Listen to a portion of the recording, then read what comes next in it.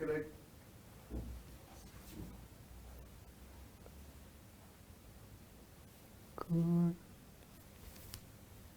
Give me a count off. Once it's done. Okay.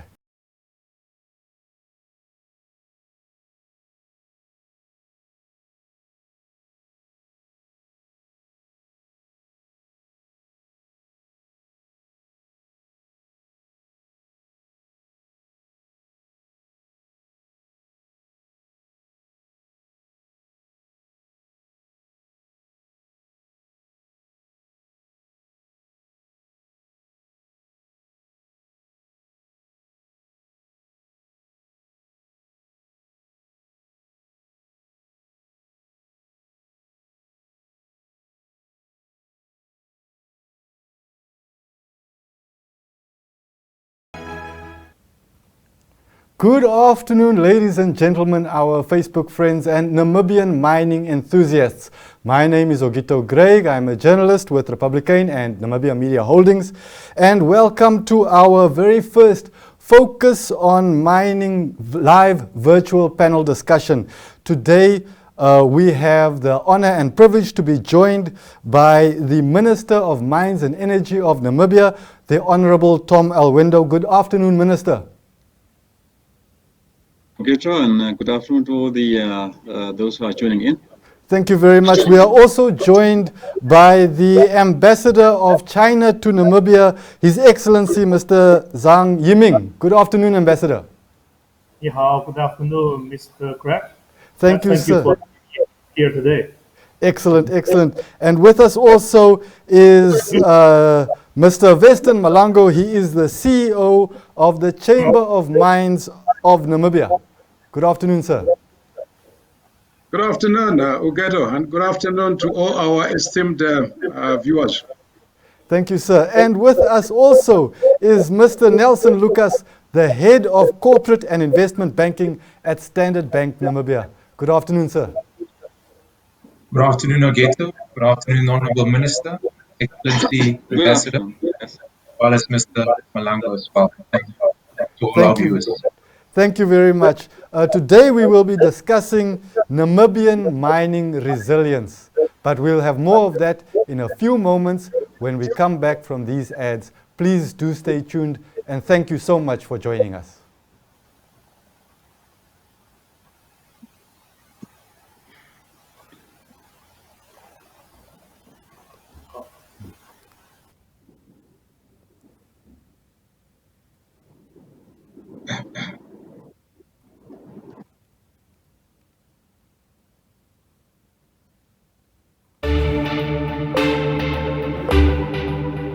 There is no simpler way to work with foreign exchange than e-market trader from Standard Bank. Example, my business has to pay an overseas supplier. Let me keep an eye on the rate. Let's wait until it improves. There it is. I click on the e-market trader tile where rates in 64 currencies are available. I pull up a quote. The rate still looks good, so I lock it in. All the details are captured in the blotter. It's my digital paper trail. When I need more detail, I expand my desktop view and customize how much information I see at a glance. Turning to other work, I minimize eMarket Trader to a corner of my screen.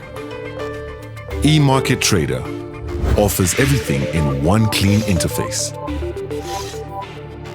It's foreign exchange at my fingertips.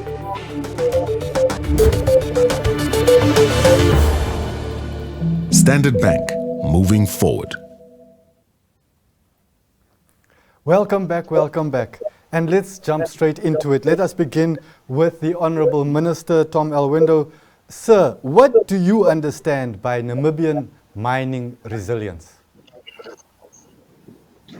Well, thank you very much, Augetto, and then for tonight's event to talk about the mining sector in Namibia.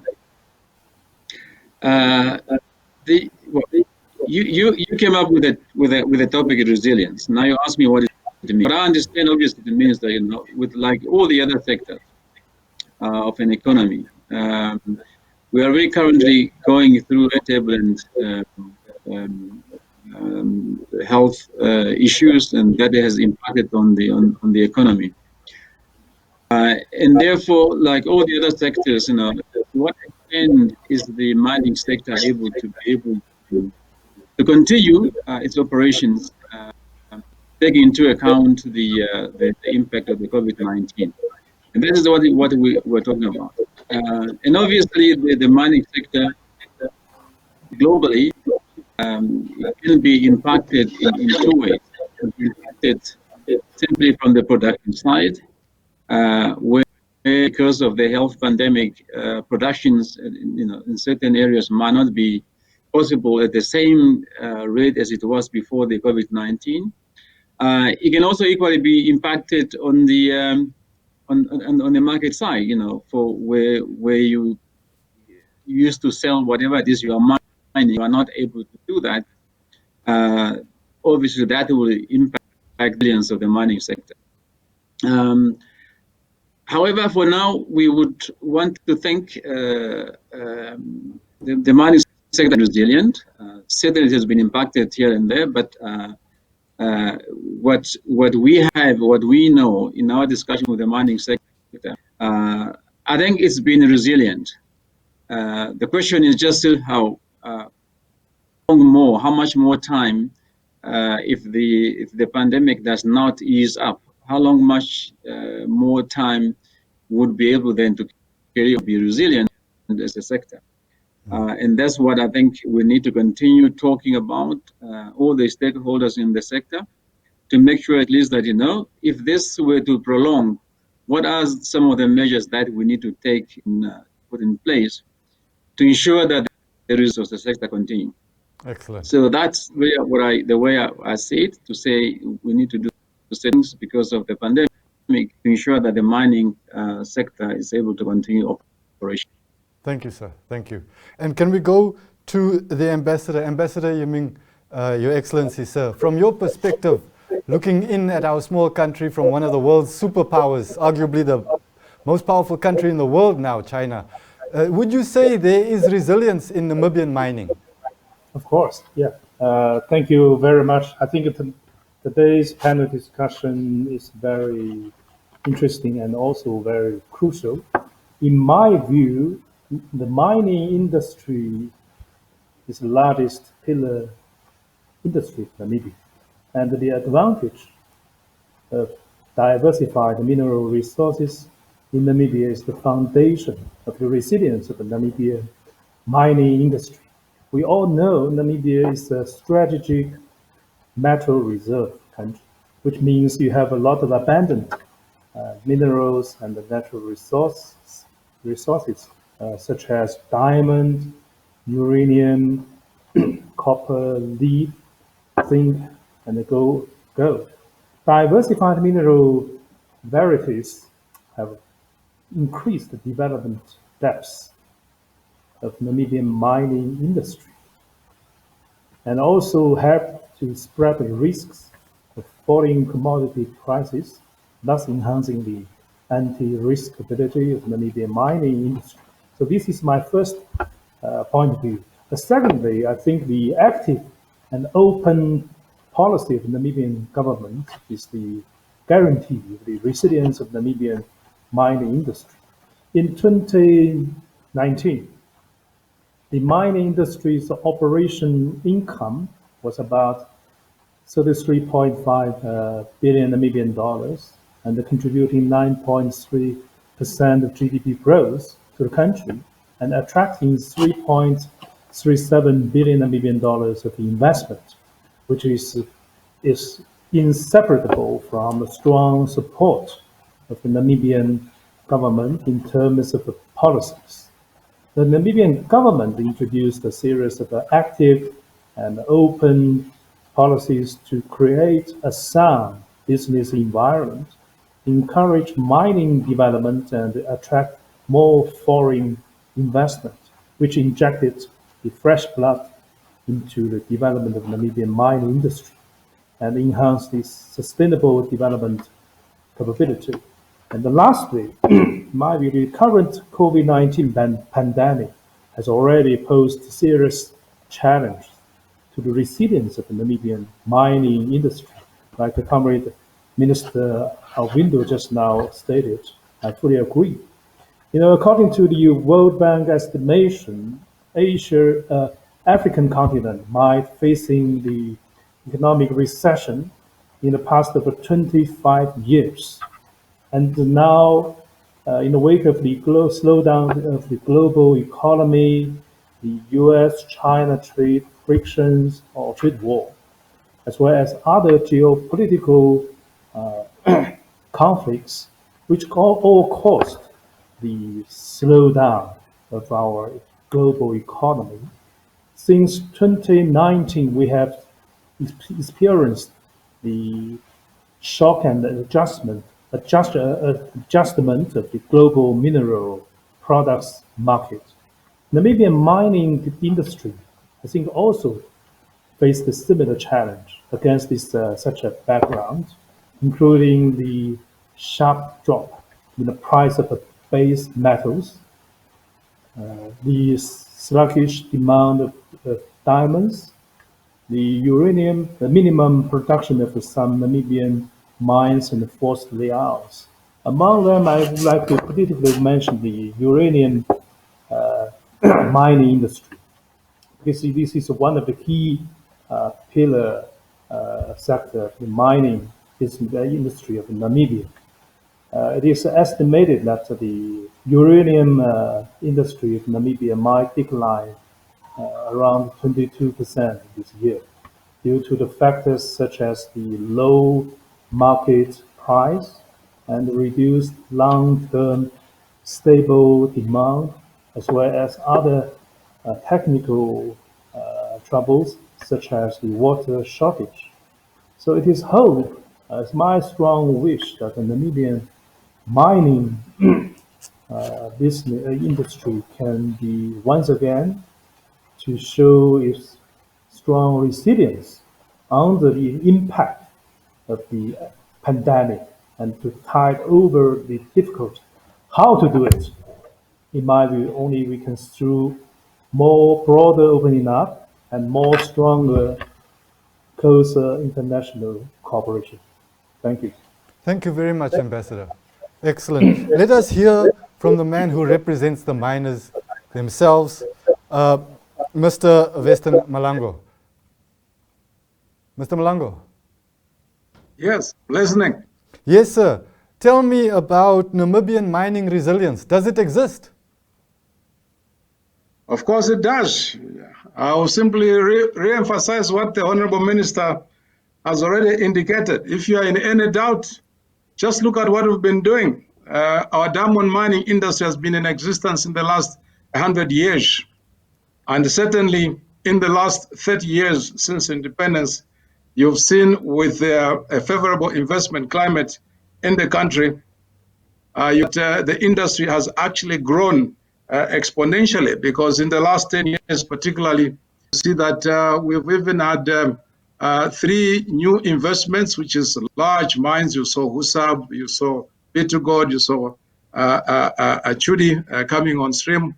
All those are investments which went over 40 billion Namibian dollars. And in the last 2 years, you've seen that because of the market conditions for certain minerals, particularly tin, you've seen we've even gone back to reopen an operation that was 30 years ago. So really, the industry is very much resilient. We've seen ups and downs in terms of cyclical nature of the mineral commodities. We've gone through those turbulent times. And in all this, and by the way, we've also seen, we've gone through the drought, and we even had a very a situation whereby the water resources, the dams were running very low. We were very concerned.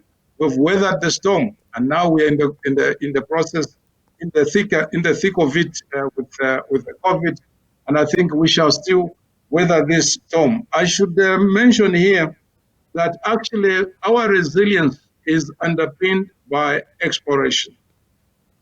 because it is exploration that has actually taken our minds to ensure that we grow and we remain sustainable. I'll give you a classic example.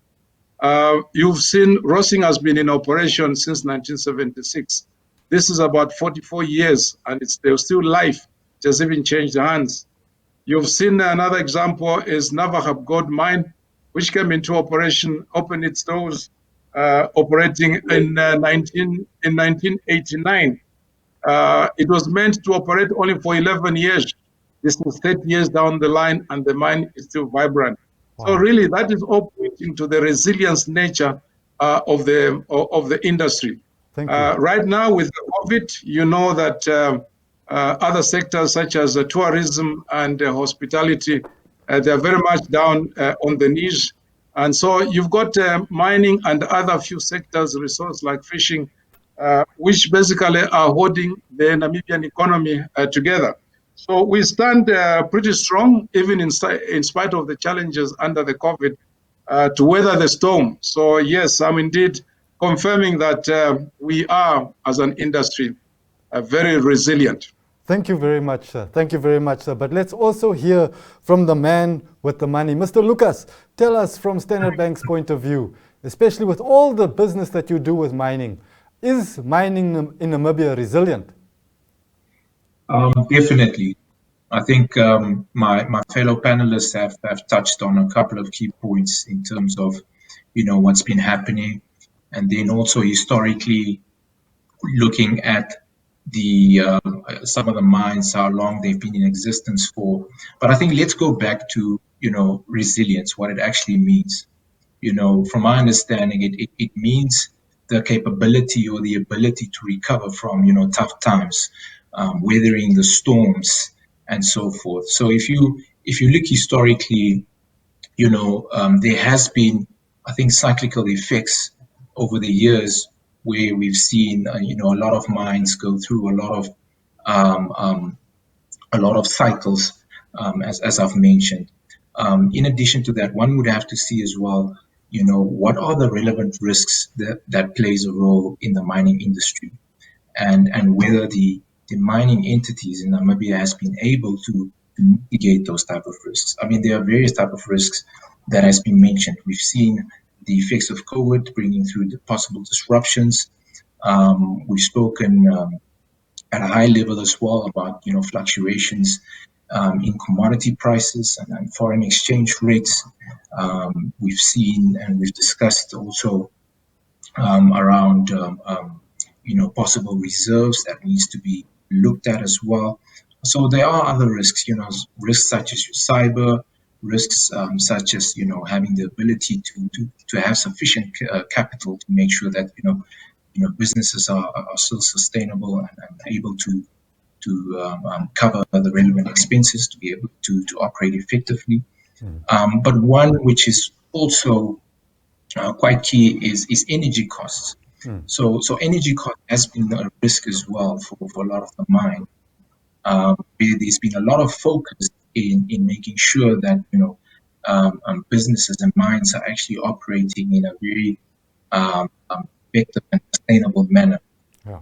Having said that, we've been seeing that there's been a focus in ensuring that there's a lot less carbon emissions that are being produced out there. Yeah. Naturally and historically, the energy that has been utilized by the mines has been coming from sources such as natural gas and your coals, which are obviously harmful to the environment. Yeah. So a lot of mines have had to, revisit the initial thinking, come through sustainable energy solutions such as your solar, such as your wind, biodiesel, and the likes. Okay. That is an example where, we've seen some of our mines really react to some of these risks and being able to transform their business in a manner that it addresses and mitigate these risks. I mean, energy has been, the costs for it has been increasing, and bringing through these type of sustainable energy solutions has been a sort of a key factor in being able to address that risk, as I mentioned. So that is, one of a classic example around showing resilience by our mines here. Excellent. Excellent. Thank you, sir. And with that, we will go to another short commercial break, but there's much more valuable content in store when we return in a few moments. So please stay with us. We'll continue after this.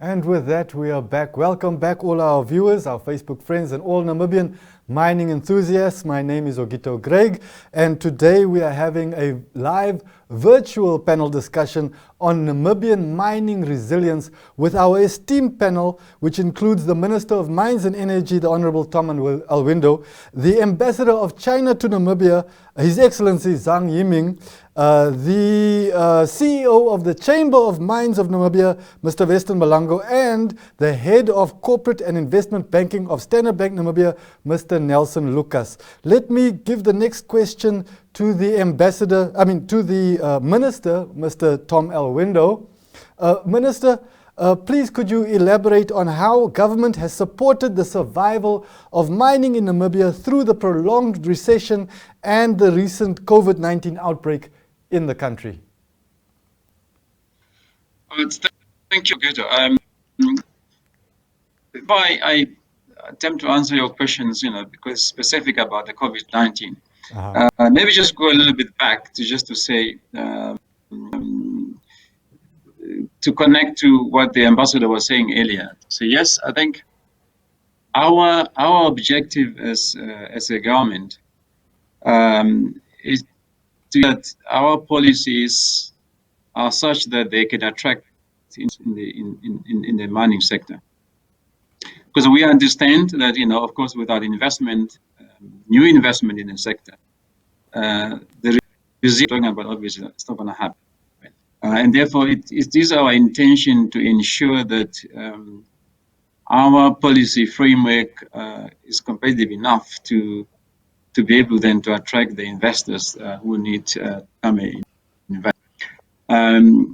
But while we, of course, would want to attract, we also say, we also hope that we will attract the investors who are also serious investors who would understand that when you invest in an economy, when you invest in a community, you become part of that economy, you become part of that society.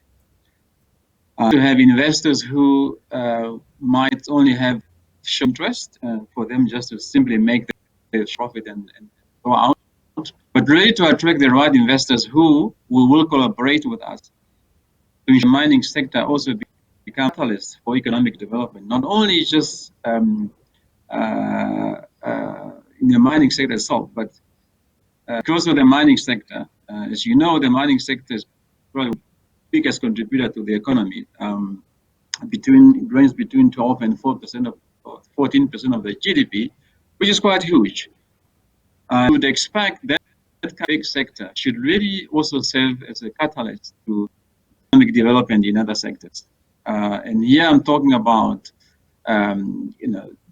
the ability to be able to source the input into the mining sector coming from other sectors, what we call local content. So while we want to make sure that we do that, to make have able investment, and we also want to hope that we will attract the right investors to be part of us in building the economy. Now, specifically, I think with the COVID-19, as you remember, initially when especially in March when there was a lockdown, the initial lockdown, the questions were asked to say, meaning we're going to just close down the mining operations where nobody goes to work anymore, or does it mean we are going to minimal work to be carried out? And I think we're able to quickly really have a discussion with all the stakeholders, the mining companies themselves, and also the Minister of Health, those that are spearheading keeping the policy with regard to how to deal with the COVID-19. We were able as stakeholders to agree to say where possible that mining can observe certain health protocol, they could be allowed to continue to operate. Maybe not at the maximum capacity, but somehow we're not going to close down the mines. And that's what we did. And I think with time, we have learned that it's really possible for the mining sector to be able to observe certain health protocol that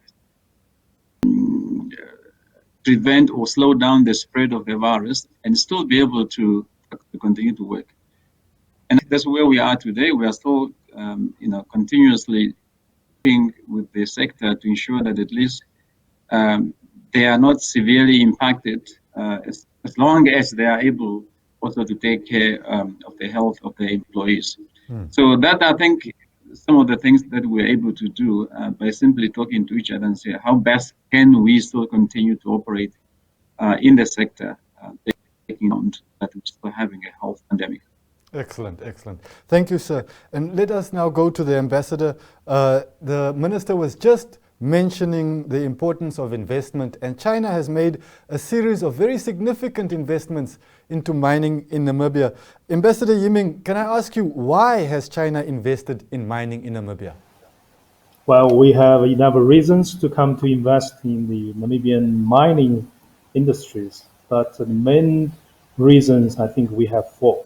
The first reason is that because of China's own huge demand. As you mentioned at the beginning that China is one of the economic giant, but this giant cannot survive without the sustainable or stable energy or natural resource supply. So China is a major country for mining production and consumption. So we, in year 2019, China, we made our contribution to the world economic growth up to 31.6%, which is equal to the United States, European Union plus Japan. Yeah. So this is our contribution. In year 2018, and China's total energy production accounted for 1/5 of the world. The total energy consumption accounted for 24% of the world.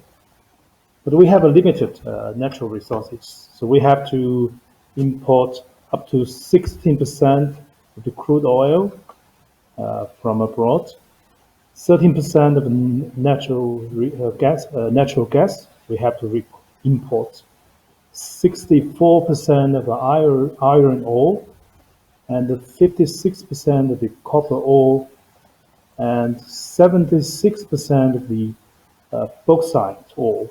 We all need to import from the different part of the world. So this is also the driving force for Chinese companies, especially mining companies, to go outside, come to Africa or to Latin America, to other parts of the world, to either to conduct international trade, to have the access to the more abundant natural resources, including minerals, or to conduct direct investment. As the Comrade President Augeto rightly pointed out, that this kind of the mining cooperation between China, Africa, between China and Namibia are based on the principle of the mutual beneficial and equal footage. Otherwise, these iron ore or these minerals, they are underground. They are neither drinkable nor eatable. But through this type of the equal beneficial corporations, Namibian you benefit, China also benefit, and the entire world also benefit. So this is the first reason that why China come to Namibia. Secondly, just because of Namibia is rich in mineral resources. The minerals I mentioned just now, including uranium, copper, gold, lead, or zinc, are all highly needed by Chinese companies.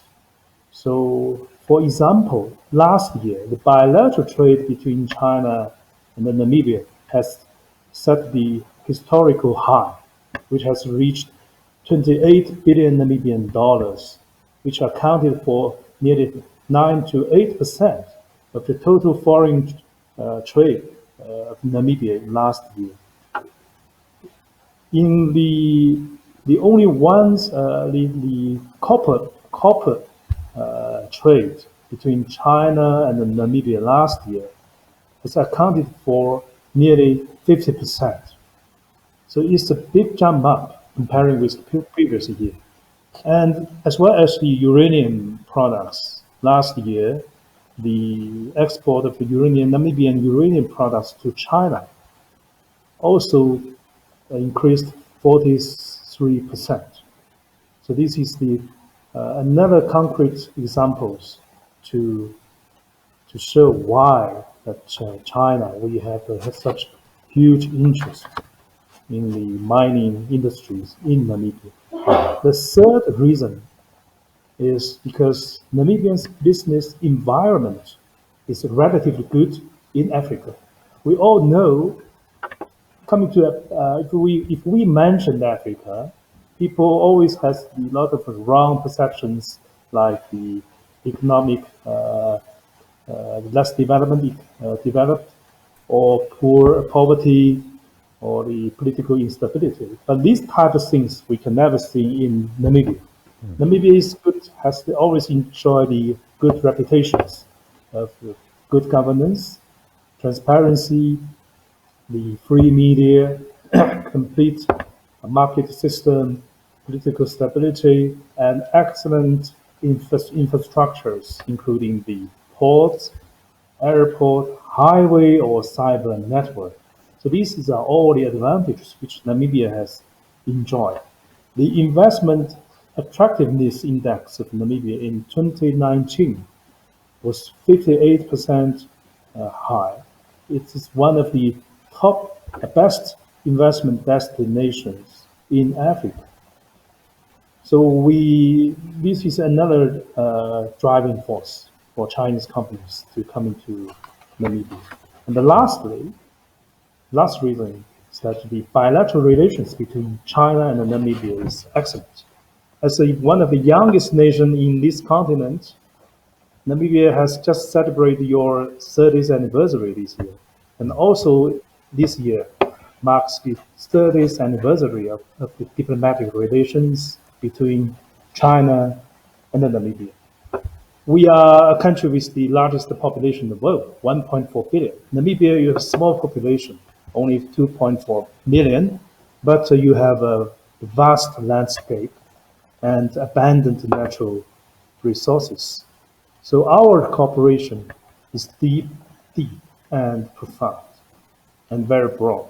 And the political trust is always in a high degree since the first day of the independence of Namibia. And to date, China has become the largest trade partner of Namibia. And we also has become the largest export market for Namibia since last year. And meanwhile, for Chinese companies, Namibia is one of the best investment destination and one of the highest quality market in Africa. Because your government, you enjoyed a very good reputation and credibilities in terms of the business cooperation and investment.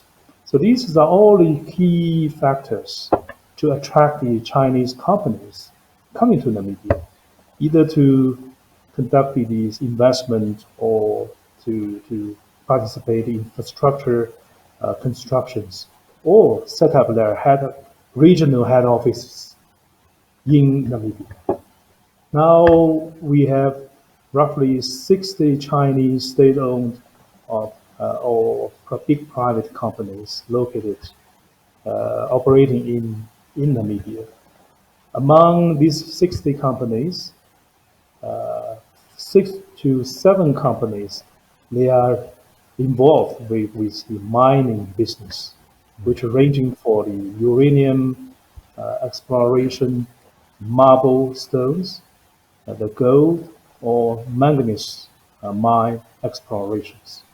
So this is my view. Thank you.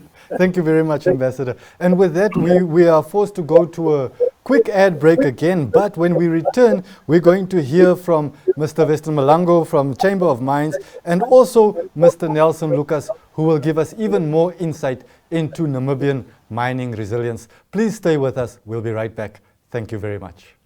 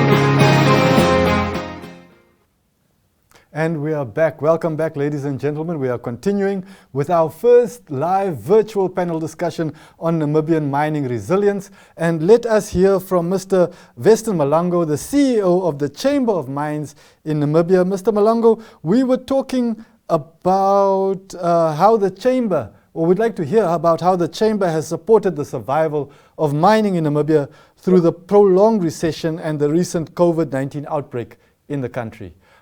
Please, sir, our time is running short, so please keep your answer to the point, concise, and very strong. Thank you.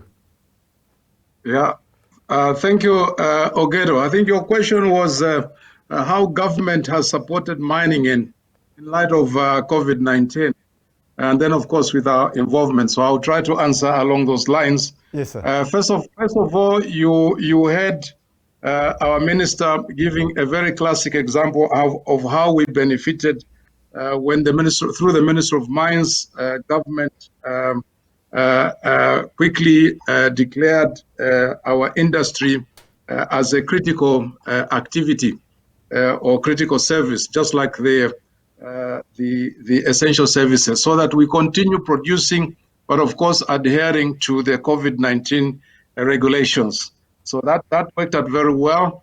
But then the second point is that during COVID, we suffered, the major issue has been the supply chain disruptions. And this has gone all the way to our inputs and services into the industry.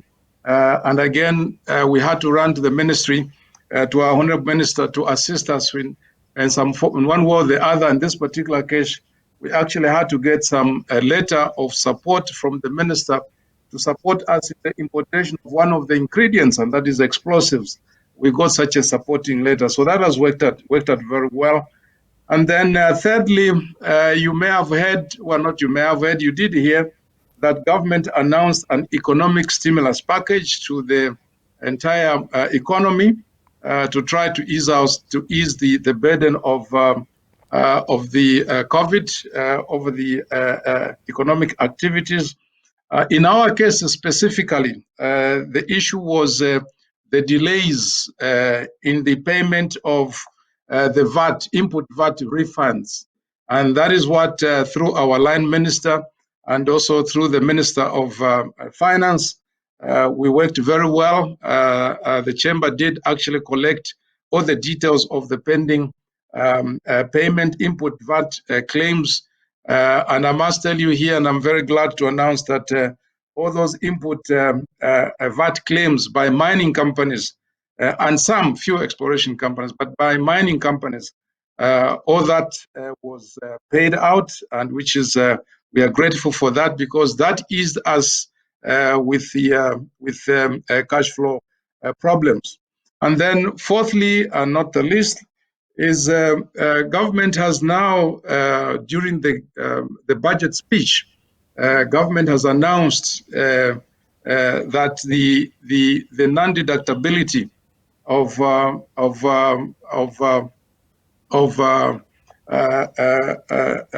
mineral royalties and export levies in the assessment of corporate tax, that has now been removed. So government has withdrawn that particular tax proposals. And I must tell you that that was done during the 2020-2021 budget speech in Parliament, and we're very grateful. And I should tell you that that act alone, because the non-deductibility clause was such an elephant in the room for us as mining industry.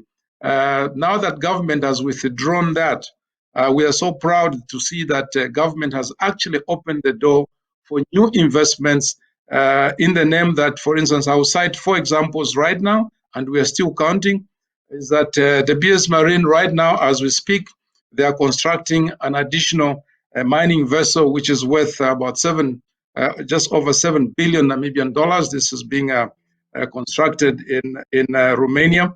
And by next year, we shall hear more information from the BS Marine. Secondly, Scorpion Zinc Refinery, as you know, the Scorpion mine is gone on care and maintenance. The open pit, the ore body has been depleted. But then there's an opportunity to use the plant to be able to process other minerals imported, and we should be able to add value in Namibia. And that conversion alone, you are talking of about 3 billion. The process is now, the company has committed, Vedata has committed that kind of investment. And we've seen that B2Gold is now making arrangements to go underground, operations, which is also good news. And Navahab is also contemplating to go underground. So this is just as a result of removing a particular tax proposal, which was hindering investment. We are seeing a lot of unlocking a lot of potential coming into the industry. And I can tell you what it means is that now this will give us the growth that we've been looking for and the sustainability of mining, because this also unlocks potential for exploration to go on unhindered, because there was no point for exploration to go ahead if government had gone ahead with the non-deductibility, because then all the projects in any case were going to be very unattractive and no investor would have come to Namibia. You've just heard from the ambassador, His Excellency, the ambassador from China to Namibia, that he has painted a very positive picture of Namibia's investment climate, and that is true. And I'm glad that it is the ambassador saying that, because if we were to say that as a chamber, we'll be called that we are but conflicted. How can we say that? So I think the ambassador was the right person to make those comments.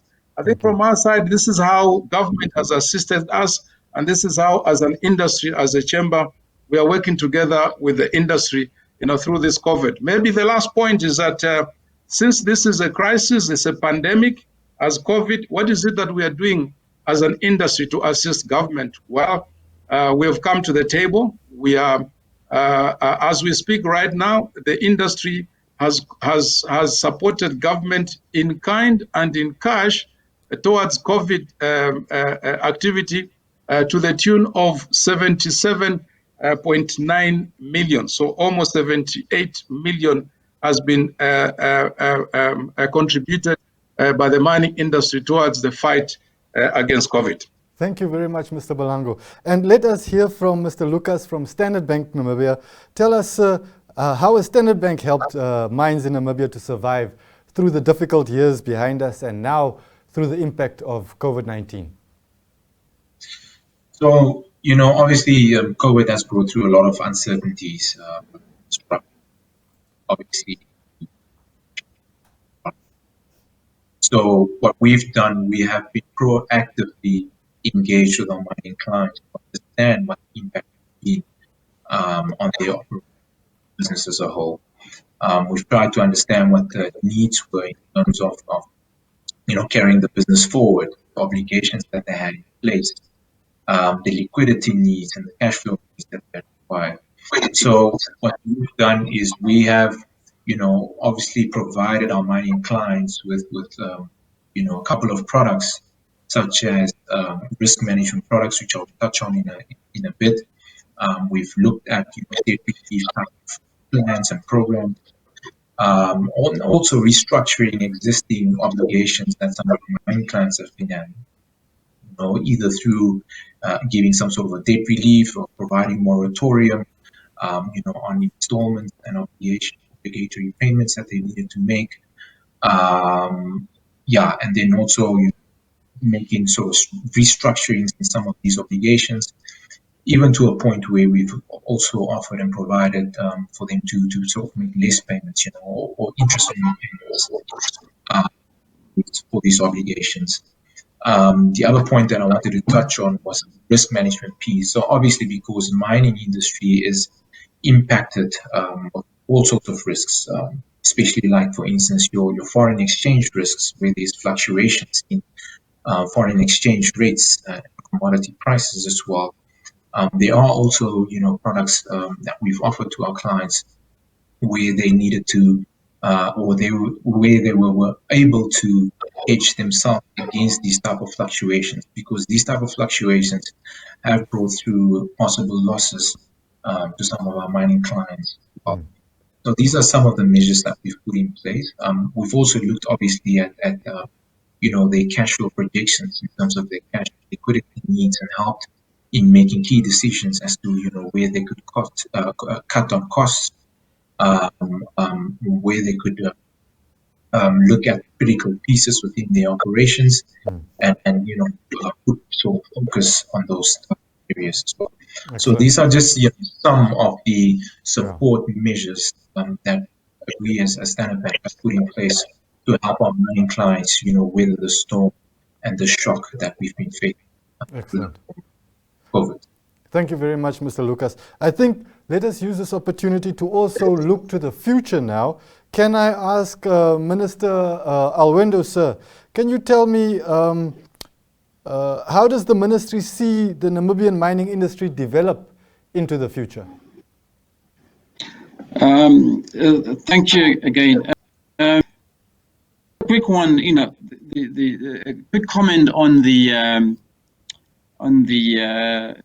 mining, in general on the African continent. I think when Ambassador was talking about China investment is coming to Namibia because Namibia is seen in a positive way, in a positive manner, given generally that Africa has always have got this negative view about how it's poverty on Africa, it's unrest and everything else, which is true. And what we want then to see is that when we attract foreign to come into Africa, in particular coming into Namibia, we would then want that investment then to continuously change that to a view about Africa, how unstable it is or how poor it is.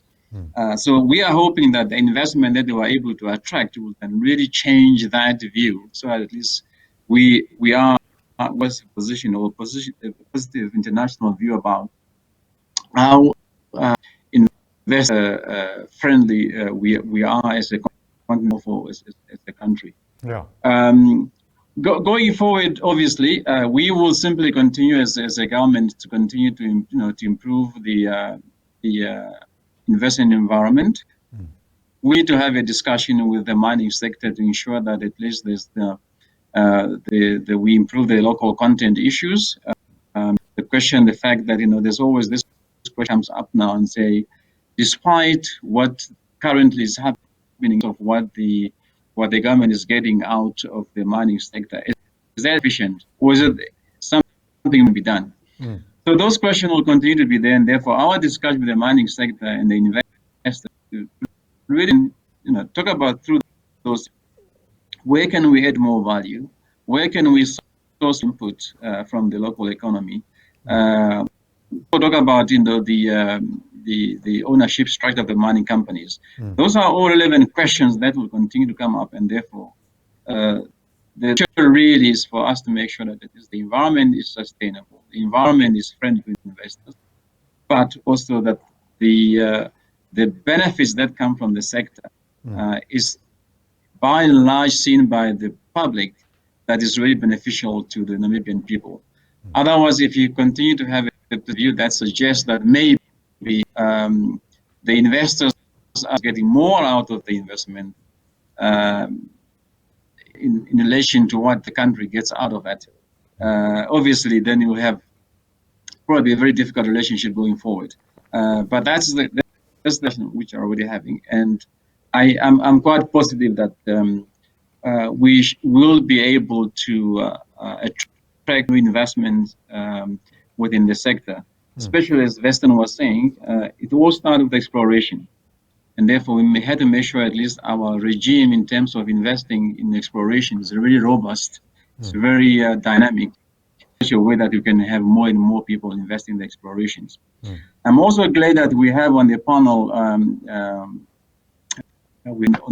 having some from the banking sector. Mr. Lucas. That not about it's about capital. It's a very intensive capital sector, and therefore there's always been a view that maybe our local financial market it's not really into investing into the mining sector.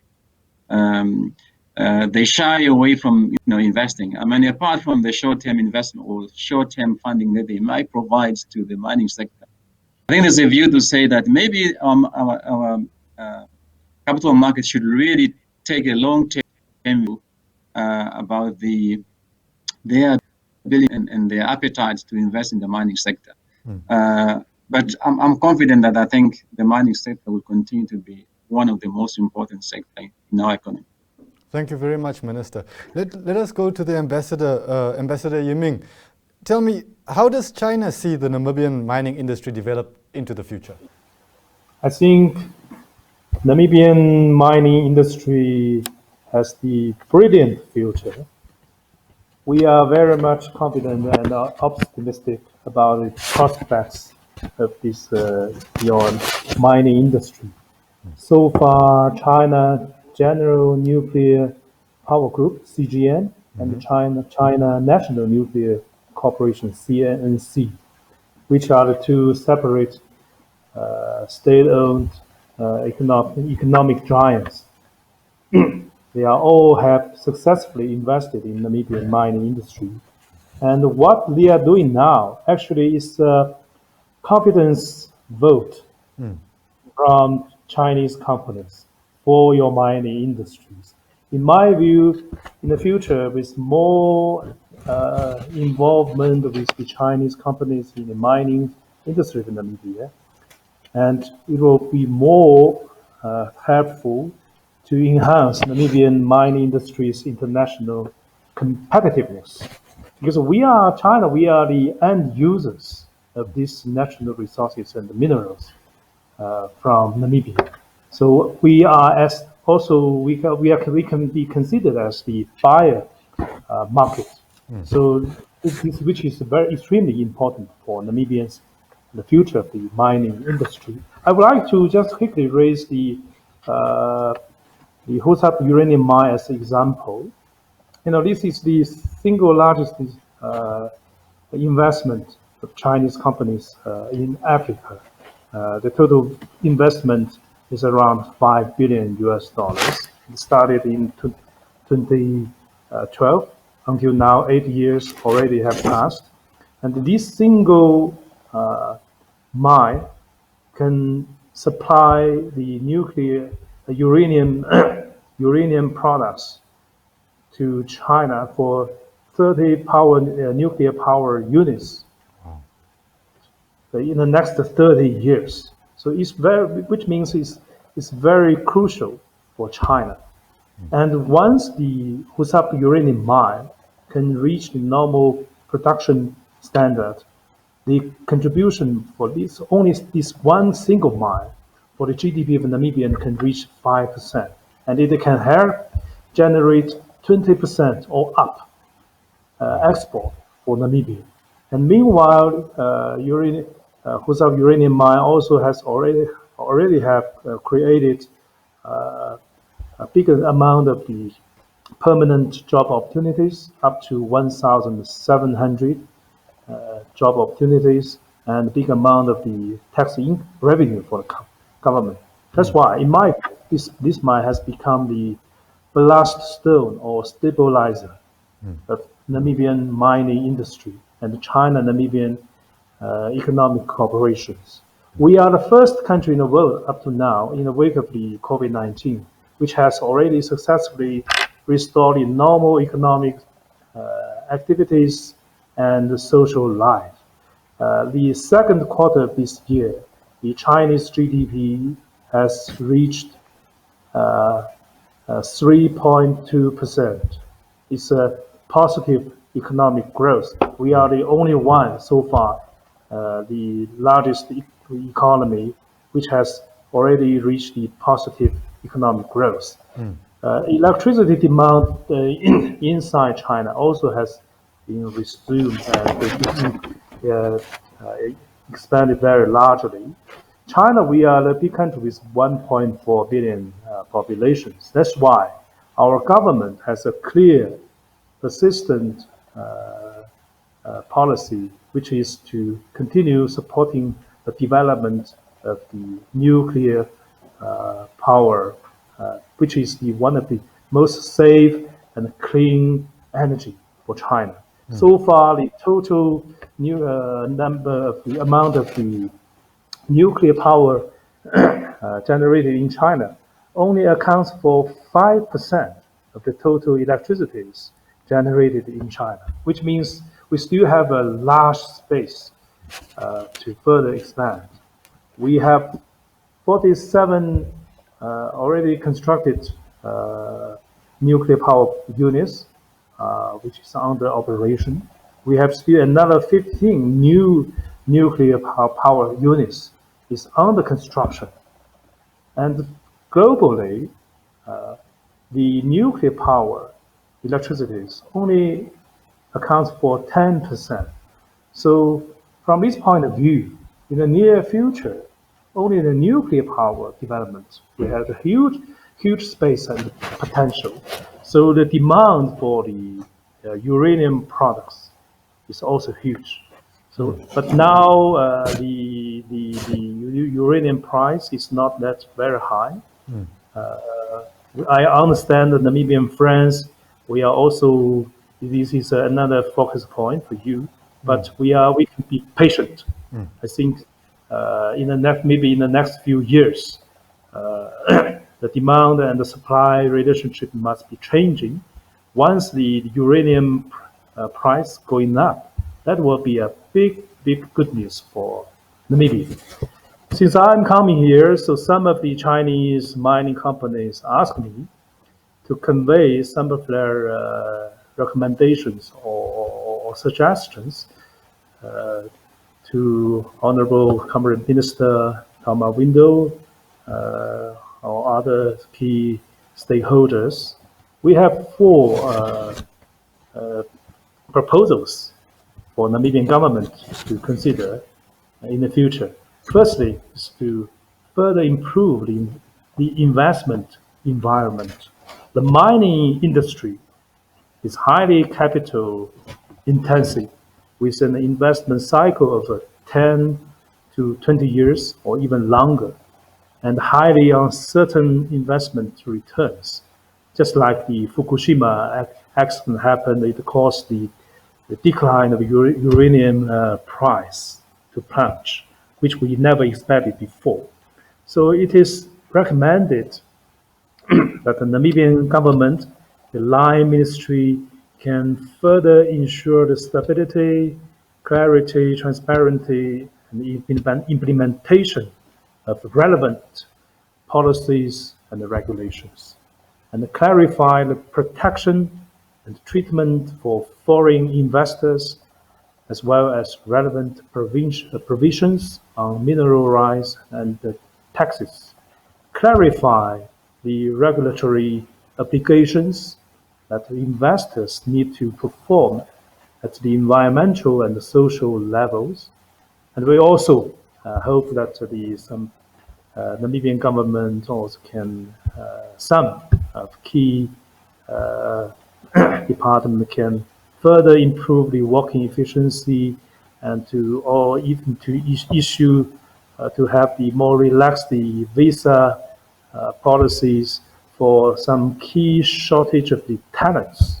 Now the visa is also is a concern for some of our mining companies. This is the first proposal for Honourable Comrade Minister. Second proposal is a little bit controversy. I'm not very much confident whether I should mention it or not. But I think since it's the panel discussion, maybe I can raise it on behalf of our companies, not only the mining companies in China, in Namibia. That is to implement a more reasonable, more sophisticated labor law. On the premises of the handling relationship between the employers and employees, then we can be in a better position to handle or to protect the legal rights, benefits of the Namibian Mine Workers Union members. The union Mine Workers Union is also always very active, to participate the various of the activities of the mining companies in Namibia, not only for both domestically and the international companies. So our mining companies, they have sincerely hope that the mine workers union could facilitate their members to participate actively participate in the company's safe production, technology improvement, and cost savings, instead of only appealing for to the employer or company to raise their salaries every 2 or 3 years. The relationship between the company and the staff's employees, they are friends, they are partners, they are not the enemies. So it's similar like the relationship between the chicken or egg. We cannot expect to get more eggs through only by killing the chicken. We must, to facilitate, to create a more friendly environment to enable the companies, the mining companies, to grow up more healthily or quickly, to make more profits. Only at that time that the company can look after better about their employees or the union's members. And just, the labor law has been regulated many years. I think we have to keep pace with the time, because the situation is changing. The background is also changing, just to ensure these relevant law or regulations can be more conducive to attract the foreign investment to come in Namibia. So this is the second proposals. The third one is a technical issue. It's related with the water supply. Now our companies, they are complaining about the unstable water supply, which has caused the big economic damage for the company, and even disrupted the normal operations. Because under the current COVID-19, if these two mines to be forced to shut down even one day, I think the macroeconomy of Namibia and many key stakeholders, and including the thousands of the company employees, they will suffer. So this is the complaint, small complaint. I learned from our company management. They like me to convey to Honourable Minister. I think I know you have already attached great importance to this issue, like the desalination project. Yeah. The Chinese companies, the financial institutions, they are all very keen to participate, but it needs the government of Namibia. You can finish the feasibility study as soon as possible and make decision as soon as possible. So this, I just want to convey, if these type of technical issues or troubles can be resolved under the good office of the line ministry of the government and stakeholders, it can help to build more trust and confidence for the foreign investors, and is also very much conducive to build the resilience for Namibian mining industries. Yeah. Thank you. Last proposal is to comprehensively promote the vocational and the technical training. At present, mining companies generally face the similar problem of lacking of qualified expertise or personnel. I understand Namibia now, the youth unemployment, the rate is very high, which is a serious challenge that the government is facing. Current president is keep appealing to all the stakeholders to attach the importance to this issue. But how to address the unemployment issue. Only can through integrated cooperation between the line ministries. In my view, it is impossible. It's a mission of impossible for any single line ministry to accomplish this responsibility. So we must unite together and put every stakeholders to work together and to fully utilize the resources of government and like the VTC, Thank you. the educational institutions, and in collaboration with the mining companies to produce more high qualified young generations. For example, as I know, Swarco Uranium Company, every year they will recruit 20 university students from UNAM or NUST to be trained, and after graduation they will be enrolled as the employee of the Husab mine, which is a very good practice. Thank you. So I hope that in the future that we can, the line ministry, the government can take more concrete actions and to support. So this is the four proposals I would like to bring for Comrade Minister Alweendo for your consideration. Thank you. Thank you very much, Ambassador. I think we're going to take a short ad break now because the time is really catching up with us. But when we return from this final ad break, then we will quickly deal with our last questions, and in the same breath also deliver our last messages, starting with Mr. Malango from the CEO of Chamber of Mines, and Mr. Nelson Lucas, the head of the corporate and investment banking of Standard Bank. We'll also get a last word from the Ambassador Yiming, and a final message as we play out from our Minister Tom Alweendo.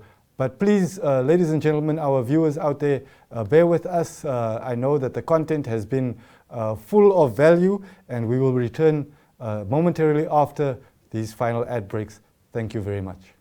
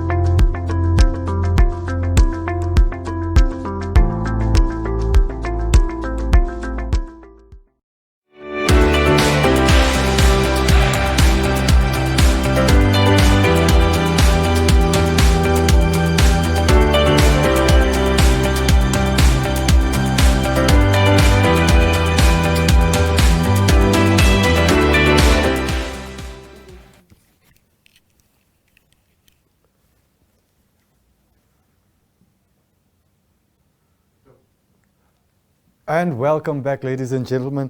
We will continue as quickly as possible because of the time constraints. Immediately going to Mr. Veston Malango, the CEO of Chamber of Mines, who will tell us a bit about how the Chamber sees Namibian mining industry develop in the future and what interventions he feels will be most needed to strengthen the continuation of mining in Namibia, as well as, in the same breath, any closing remarks he might have.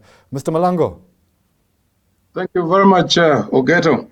Yes, at the chamber, how do we see the future? We see the future as follows. The future is simply bright. Once again, I see the future as being very bright. So the mining sector really stands out to contribute to the economic recovery post-COVID-19. And then obviously that has got to be in the background of all policy uncertainty being removed by government. And I think I myself alluded to the fact that the non-deductibility clause was the elephant in the room, and government has just done the right thing. That has been removed out completely. And all I can do is to appeal to government to really look at other outstanding policy issues that need to be addressed, which the economy at large actually is calling for that. And that is essentially the empowerment framework around NIEF and the NIPA, Namibia Investment Promotion Act. Those two pieces of policy need to be finalized as quickly as possible. Thank you. I know government has made some very positive statements towards that, but I think it needs to be finalized as quickly as possible. So really, at the background of policy uncertainty having been removed, the industry really, government will then unlock the full potential of the industry, and in particular, and also with other sectors of the economy. Excellent. When we look at the uranium sector specifically, I know we've been depressed. The market has been depressed. We are lucky to have Chinese investments, even in spite of the depressed market conditions. But we are hoping that in the next, especially I'm told, after 2022, we should be seeing a bigger positive move towards uranium market recovery. And when that happens, then what it means is that the uranium mines that are on care and maintenance will immediately come into operation. And then several uranium projects which are under exploration stage, a couple of them at bankable feasibility stage, for instance, all those will advance into mines. And with that, we are going to see a major impact into the economy. My last word is that in the last 5-6 years, and many other, and even much way before that, we at the chamber, every year we calculate and we see that the industry, what stays in the country and what goes out, we see that of the total industry revenue, 80%, consistently 80% of what we produce in terms of revenue actually stays in the local economy, and only 20% goes out.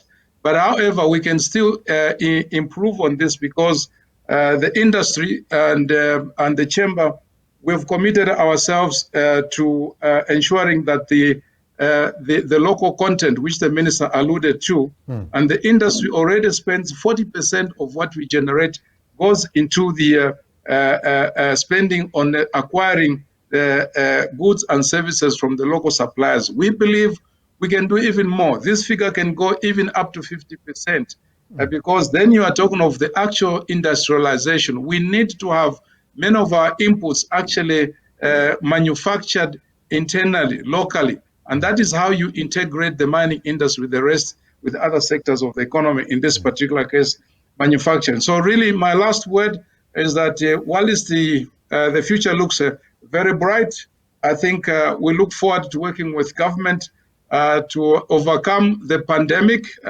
So we are partners in the fight against COVID, and I think we shall rebound as an economy, and we shall move forward as a country. Those are my last words. Thank you very much. Thank you very much, Mr. Malango. Let's go to Mr. Nelson Lucas, the Head of Corporate and Investment Banking at Standard Bank Namibia. Mr. Lucas, could you allude a little bit to how you see the future of mining in Namibia, how that future can be secured, perhaps also any trends that you feel will be significant to Namibian mining, and your last words for our viewers and listeners out there. Thank you, sir. Thanks, Augetto. I am mindful of the time and cognizant thereof as well, so I'll try and be as brief as possible. So in terms of securing bright future for the Namibian mining industry, there's a couple of sort of elements and key areas that we need to look at. I think environmentally and socially, those are quite big areas that one needs to look at. So from a bank, we have been also looking at a couple of projects in ensuring that the entities or our mining clients that do finance, are they adhering to these relevant environmental and social responsibilities and requirements, because at the end of the day, if we're not going to be able to take care of the environment and the communities that we are operating in, what future are we going to? That's ultimately nothing. That is quite important. In addition to that, I think value addition is, important, especially if it's not local here. Obviously, there is some skill set that we formed. Make sure that more value addition team are done locally as well. As we're moving obviously into the fourth revolution, digital transformation becoming more important, and we do see a lot more investment in the future moving into that direction space. From data mining and analytics, those type of practices will, obviously enhance operational efficiencies.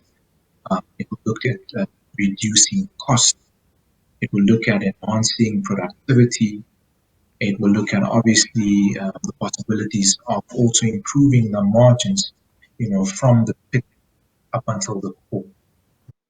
So that is also quite important, and we see heavy investments going into that, especially from an operational technology perspective. Those are some of the points that I wanted to touch on in terms of what we see into the future. With my concluding remarks, this is more in response to our Honourable Minister, Tom Alweendo. So, we have a say at Standard Bank where we say that Namibia is our home and we drive our growth.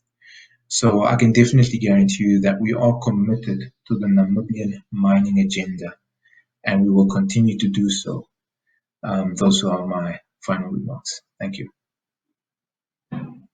To the Ambassador Yiming, just in terms of looking to the future, and specifically, I'd like to find out what developments would China support in terms of future growth in Namibia. Perhaps we could also focus your answer regarding the issues that you highlighted when you were speaking directly to the Minister, in terms of our need for clean water, in terms of our need to educate our young workforce, and all those other things. What support can we look forward to receiving from China? And in the same breath, perhaps your final words to our audience out there. Ambassador, thank you.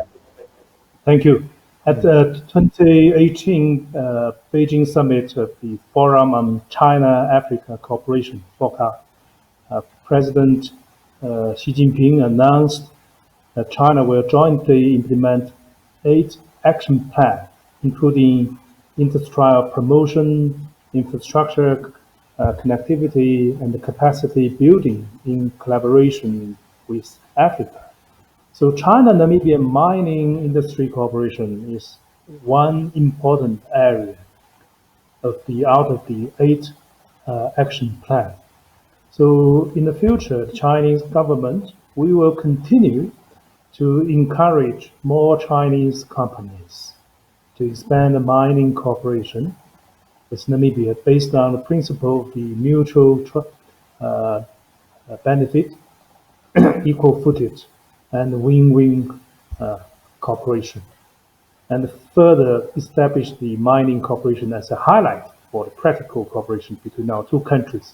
So there are 3 areas in the future China will continue to support Namibia. The first one is China will strengthen policy guidance, encourage Chinese companies to increase investment in the mining sector of Namibia, and support Namibia's better integration into global and regional supply chains.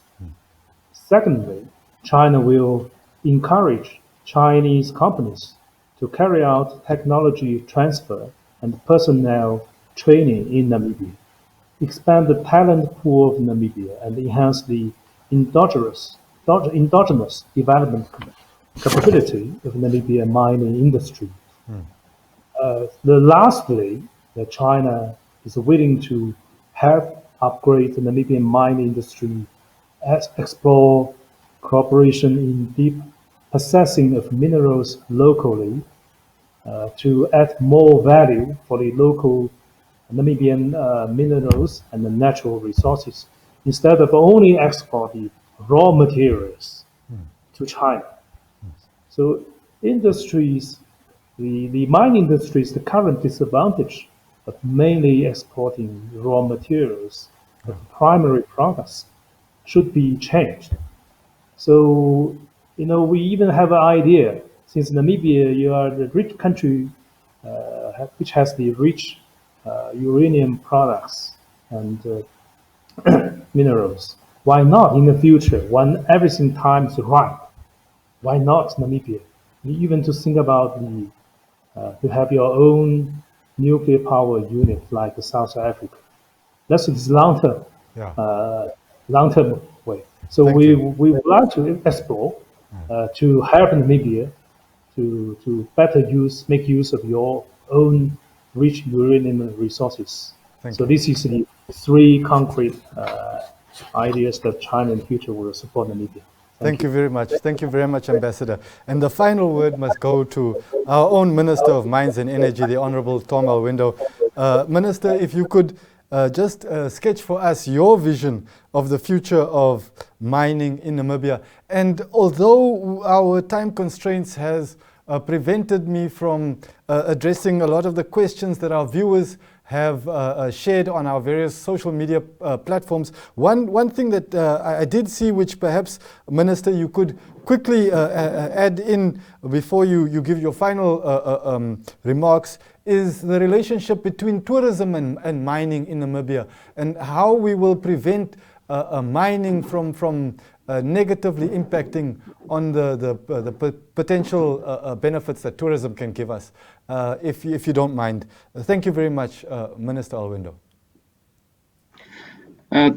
Thank you again. The relationship between the mining sector and the tourism sector,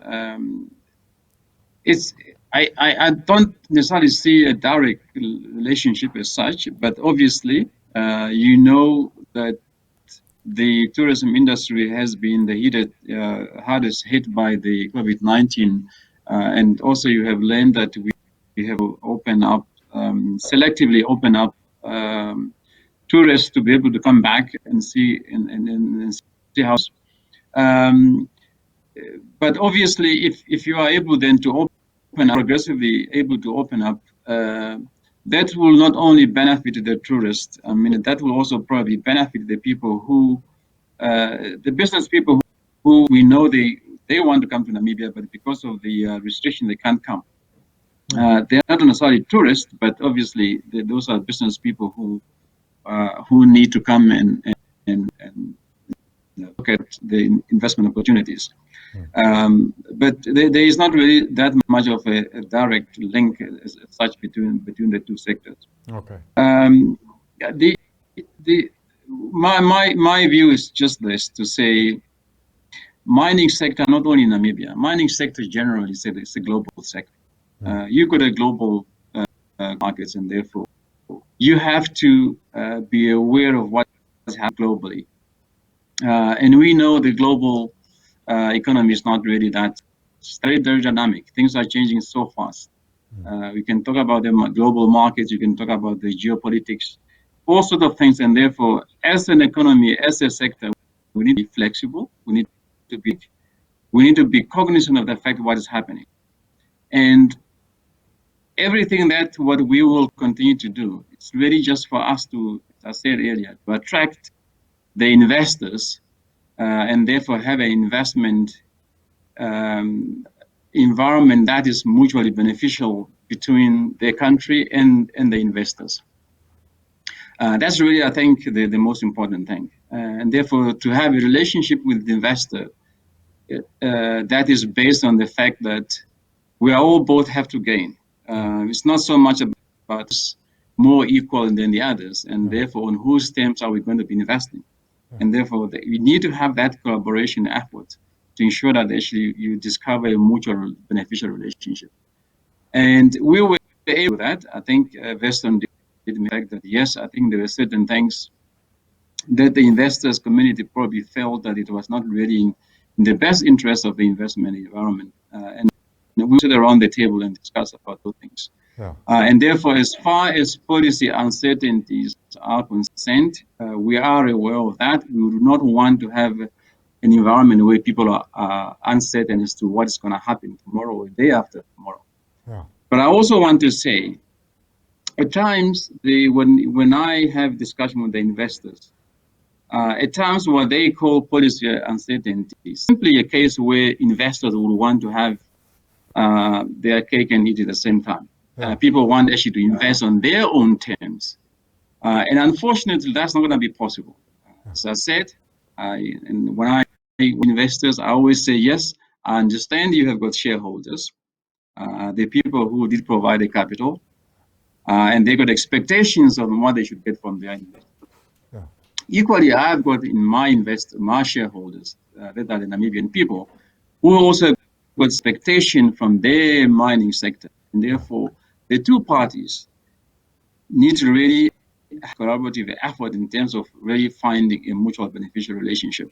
Yeah. And it's our intention to continue to provide that environment where we talk, where things, basically, framework is not really beneficial. Obviously, we sit around the table and we discuss that. And if we do, I think the future is bright, as Veston said, and the mining sector will continue to thrive and provide the economic development we need in the country. Thank you very much. And therefore, on that note, I just want again to thank you, Augetto, for organizing this important discussion. We hope that we can have more such discussions. So thank you very much. Excellent. Thank you very much, gentlemen. Thank you very much, Minister, Ambassador, Mr. Malango, and Mr. Lucas. Thank you very much for joining us. All the viewers out there, thank you very much. We have gone over the time, but I think it was well worth it. And please do look out for our glossy magazine edition of Delve Deep Namibia, which will be coming out in the next days. You can also see the content on our website. And if you go back to the 25th of August when we brought it out on the newspapers, you can also see it there. I wish you all the best and a wonderful day ahead. Goodbye.